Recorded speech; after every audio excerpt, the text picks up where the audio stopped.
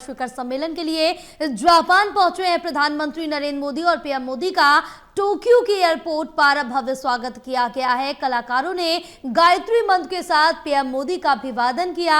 दोनों देश रक्षा, सुरक्षा, व्यापार, तकनीकी पर चर्चा करेंगे। साथ ही इंडो पैसिफिक क्षेत्र जैसे अहम मुद्दों पर भी चर्चा होगी। रक्षा सहयोग और मजबूत करने पर जोर रहेगा। पीएम मोदी की मुलाकात शी जिनपिंग और पुतिन से भी होगी। तो बड़ी जानकारी आप तक पहुंचा रहे प्रधानमंत्री का ये दौरा कई मायनों में महत्वपूर्ण माना जा रहा है। शिखर सम्मेलन के लिए जापान पहुंचे हैं प्रधानमंत्री नरेंद्र मोदी, जहां पीएम मोदी का टोक्यो के एयरपोर्ट पर भव्य स्वागत किया गया। छोटे छोटे बच्चे हाथों में तिरंगा लेके भी नजर आए और सांस्कृतिक गीतों नृत्य के साथ पीएम का भव्य स्वागत किया गया। हमारे साथ एसोसिएट एडिटर प्रदीप कुमार लगातार बने हुए और जानकारी लेंगे।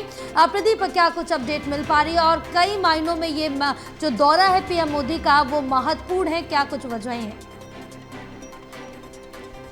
और काफी महत्वपूर्ण दौरा है प्रधानमंत्री का दो देशों का। जापान का पहला पड़ाव और प्रधानमंत्री नरेंद्र मोदी टोक्यो पहुंचे हैं। टोक्यो एयरपोर्ट पर प्रधानमंत्री का भव्य स्वागत हुआ है। पारंपरिक उनका अभिवादन किया गया है और इसी के साथ प्रधानमंत्री का जापान दौरा जो है वो शुरू हो गया है। तो काफी महत्वपूर्ण जापान दौरे के दौरान प्रधानमंत्री नरेंद्र मोदी जो शिखर बैठक है भारत और जापान के बीच 15वीं उस शिखर बैठक में शामिल रहेंगे और इशिका सुगोरू जो कि जापान के प्रधानमंत्री हैं उनके साथ पहली द्विपक्षीय वार्ता करेंगे। तो 8वां दौरा है।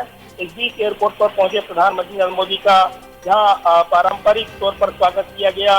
गायत्री मंत्र के साथ उनका जो कलाकार वहाँ मौजूद थे जापान के और भारतीय समुदाय वहाँ पर प्रधानमंत्री नरेंद्र मोदी का स्वागत तिरंगे के साथ करता नजर आया। तो ये जरूर है कि एक बड़ा दौरा है प्रधानमंत्री का।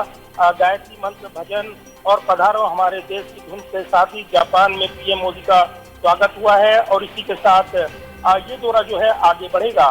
तो प्रधानमंत्री नरेंद्र मोदी जो महत्वपूर्ण शिखर बैठक करेंगे उसमें व्यापार को लेकर जो प्रगति हुई है दोनों देशों के बीच और आगे के जो व्यापार लक्ष्य हैं उनको लेकर चर्चा होनी है। तो ट्रंप के टैरिफ के बाद दोनों देशों के बीच कई महत्वपूर्ण समझौते देखने को मिल सकते हैं। इसके अलावा रक्षा रणनीति और साथ ही इंडो पैसिफिक क्षेत्र में सहयोग बढ़ाना जैसे महत्वपूर्ण मुद्दे शामिल हैं जो दोनों देशों के प्रधानमंत्री वार्ता के दौरान यहाँ पर नजर रहेंगी और भविष्य की साझेदारी की नींव बुलेट ट्रेन डील पर भी नजरें रहने वाली हैं।